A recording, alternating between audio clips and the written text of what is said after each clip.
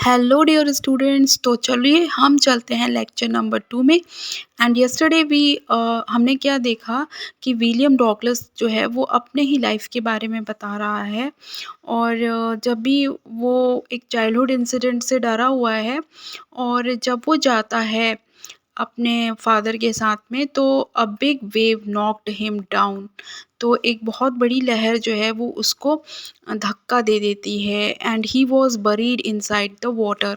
और वो जो है वो वाटर के अंदर जो है वो अ, डूब जाता है, लगभग वो दब जाता है। तो when the big boy ducked into the pool, he was certainly very frightened. जब वो जो बड़ा लड़का है वो उसको धक्का दे देता है, डग्ड यानी डुबो देता है उस पुल में, तो विलियम डॉगलस वो सर्टेनली वेरी फ्राइटेंड। तो जो विलियम डॉगलस होता है ना, वो बहुत ज़्यादा डर जाता है। और जैसे ही वो अंदर गिरता है, ही कैलकुलेटेड अ वे, वो कैलकुलेट करना चालू कर देता है कोई तो रास्ता हो to save himself from drowning. वो अपने आप को ड्राउनिंग से बचाने के लिए रास्ते ढूंढने लगता है। ही कुड कॉन्सल हिमसेल्फ, और वो अपने आप को समझाता है। Though the pool was 9 feet deep, it seemed as if it were 90।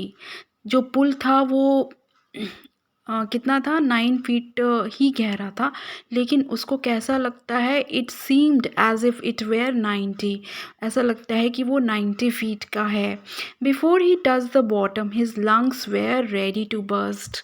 और इससे पहले कि वो नीचे जाता, बॉटम में जाता, उसका जो फेफड़े थे, उसके जो लंग्स थे ना, ऐसे लग रहे थे जैसे कि अभी फट पड़ेंगे। तो बर्स्ट मतलब क्या होता है, फट पड़ना। ही स्टार्टेड मेकिंग स्ट्रैटेजी, वो जो है वो प्लान बनाने लगा। He thought to spring himself up, उसने सोचा कि मैं जो है वो अपने आप को स्प्रिंग अप कर लूँगा, स्प्रिंग अप यानी उछाल लूँगा। And I will come to the surface, और मैं सर्फेस में पहुंच जाऊंगा। But his plan did not succeed, लेकिन उसकी प्लान जो है वो बिल्कुल सक्सीड नहीं होती है। He ended up floating inside the water itself. और वो क्या होता है कि वो अपने वाटर के अंदर ही वो रह जाता है और वो उसी में फ्लोट यानी तैरने लगता है।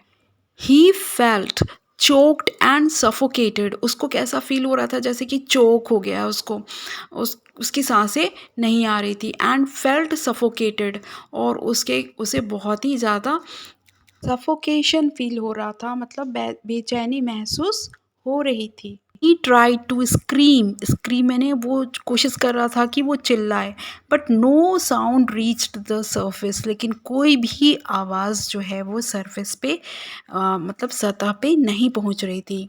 ही वॉज पैनिक स्ट्रिकन, और उसका जो शरीर है वो पूरा पैनिक हो गया था, मतलब बहुत ज़्यादा उसमें दर्द जो है वो भर गया था। So it was again a very bad experience. तो विलियम डगलस जो है वो काफ़ी ज़्यादा थक गया। और जब ना उसके सारे efforts, when all efforts ceased, जब उसके सारे एफर्ट्स, प्रयास जो है वो विफल हो गए, he feel relaxed, he felt relaxed, उसको बहुत ही अजीब महसूस होने लगा। और उसके जो लेग्स थे, उसके पैर थे, बिल्कुल पैरालाइज्ड हो चुके थे। And a blackness swept over his brain, और उसके दिमाग में बिल्कुल अंधेरा जो है वो छाने लगा। स्वेप्ट ओवर यानी छाने लगा। इसका मतलब तो यही हुआ ना बच्चों कि उसने डेथ को बहुत करीब से देखा। और जब डेथ उसके पास आने लगी ना, तो it wiped out fear, it wiped out fear, उसका जो डर है वो मिटने लगा। इट वाइप्ड आउट टेरर, उसका जो भय है वो मिटने लगा। Everything was quiet and peaceful, और हर चीज़ जो है बिल्कुल शांत और पीसफुल लगने लगी, यहाँ तक कि उसको दर्द का भी एहसास नहीं होने लगा। इसलिए विलियम डॉगलस क्या कहते हैं, विलियम डॉगलस कहते हैं कि डेथ इज़ पीसफुल। जो डेथ होती है ना वो पीसफुल होती है, बहुत ही अ, शांति होती है डेथ में। But fear of death is frightening, लेकिन हर कोई क्या करता है कि जो डेथ का जो फियर होता है, जो डेथ यानी मृत्यु का जो भय होता है ना, वही डरावनी होती है। It is frightening. Though William Douglas had misadventures, William Douglas के साथ में दो बड़े हादसे हुए थे, but though he decided to learn swimming, लेकिन फिर भी उसने जो है वो लर्न करना चाहा, है ना, स्विमिंग लर्न करना चाहा। ठीक है, तो why did he do that, तो ऐसा क्यों हुआ? Because Douglas had aversion for water, Douglas को तो वाटर के से क्या था, एवर्शन था। Due to this he could not enjoy the water related activities, और इसी के कारण वो जो वाटर रिलेटेड एक्टिविटीज़ थे, जो थ्रिल्स थे, उसको वो इन्जॉय नहीं कर पाता था।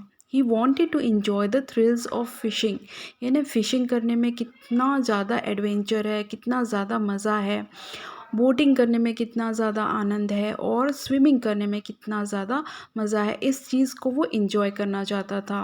He wanted to enjoy the thrills of fishing, boating and swimming.